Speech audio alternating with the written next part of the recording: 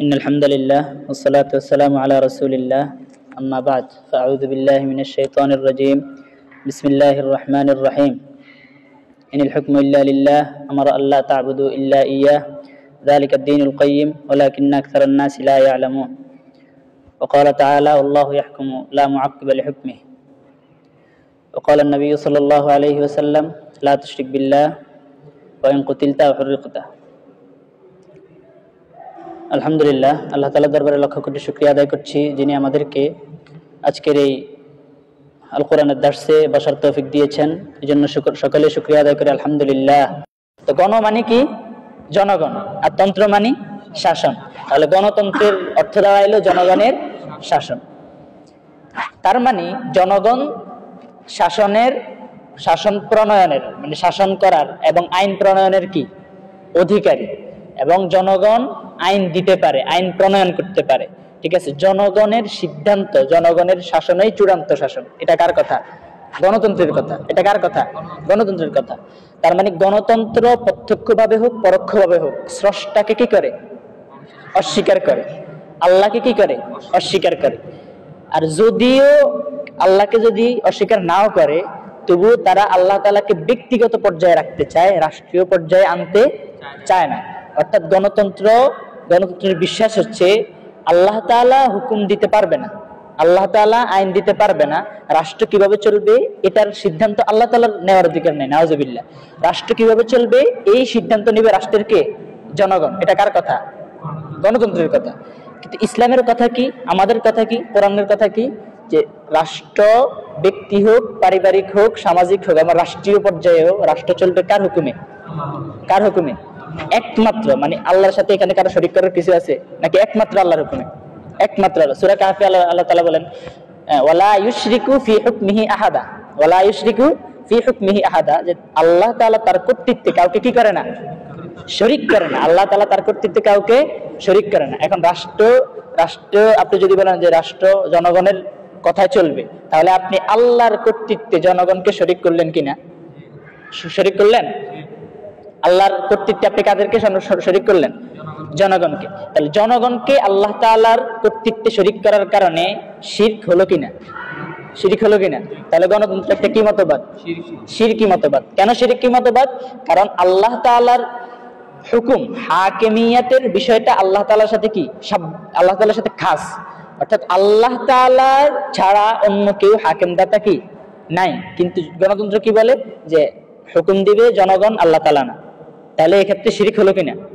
হাকিমিয়াতটাকে আল্লাহ তাআলার কাছ থেকে নিয়ে জনগণের কাছে সাব্যস্ত করা, জনগণের জন্য সাব্যস্ত করা, মানুষের জন্য সাব্যস্ত করা, মানুষকে মানুষের রব বানানো হইলো কিনা? তাহলে এটা গণতন্ত্র কি হইলো? শিরক। গণতন্ত্র কি হইলো? শিরক। তাওহীদ নিয়ে গত সপ্তাহে আলোচনা হয়েছে না? তাওহীদের মধ্যে একটা প্রকার কি বললাম? তাওহীদুল হাকিমিয়া। তাওহীদুল হাকিমিয়া অর্থাৎ তাওহীদুল হাকিমিয়া কি? অর্থাৎ বিধানদাতা, আইন প্রণয়নকারী একমাত্র কে? আল্লাহ। আল্লাহ ছাড়া অন্য কোন আইন প্রণয়নকারী নাই। ইনিল হুকমু ইল্লা লিল্লাহ, ইনিল হুকমু ইল্লা লিল্লাহ। আল্লাহ তাআলা বলেন ইনিল হুকমু ইল্লা লিল্লাহ আমারু আল্লাহ তা'বুদু ইল্লা ইয়্যাহ। সূরা ইউসুফ আয়াত নম্বর 40। সূরা ইউসুফ আয়াত নম্বর 40। ইনিল হুকমু ইল্লা লিল্লাহ আমারু আল্লাহ তা'বুদু ইল্লা ইয়্যাহ যালিকাদ দীনুল কাইয়্যিম ওয়ালাকিন্না আকতারুন নাসি লা ইয়ালামুন। যে বিধানদাতা, আইন হুকুম দিবে একমাত্র কে? আল্লাহ। ইনিল হুকমু ইল্লা লিল্লাহ আমারু আল্লাহ তা'বুদু ইল্লা ইয়্যাহ। তিনি আদেশ দিবেন, তোমরা শুধু তার কি করবে? দাসত্ব করবে, গোলামি করবে। যালিকাদ দীনুল কাইয়্যিম, এটাই সরল পথ, এটাই সঠিক পথ। ওয়ালাকিন্না আকতারুন নাসি লা ইয়ালামুন, কিন্তু অধিকাংশ মানুষ এই বিষয়টা কি জানে না, এই বিষয়টা অনুধাবন করেন। এবার বলেন, এই যে আল্লাহ হুকুম দিবে, আল্লাহই একমাত্র বিধান দিবে, আল্লাহ ছাড়া কোনো মানুষের বিধান দেওয়ার ক্ষমতা নাই, এই বিষয়টা অধিকাংশ মানুষ কি করে না? বুঝে না, জানে না, অধিকাংশ মানুষ অনুধাবন করে না। এখানে আল্লাহ তাআলা বললেন অধিকাংশ মানুষ এই বিষয়টা কি জানে না। অপরদিকে গণতন্ত্র কি বলে? যে অধিকাংশ মানুষ যেটা বলবে সেটাই কি আইন হবে। তাহলে অধিকাংশ মানুষ কি আল্লাহর পক্ষে বলবে না বিপক্ষে বলবে? অধিকাংশ মানুষ কি আল্লাহর শাসন চাইবে নাকি নিজেদের নফসের শাসন চাইবে?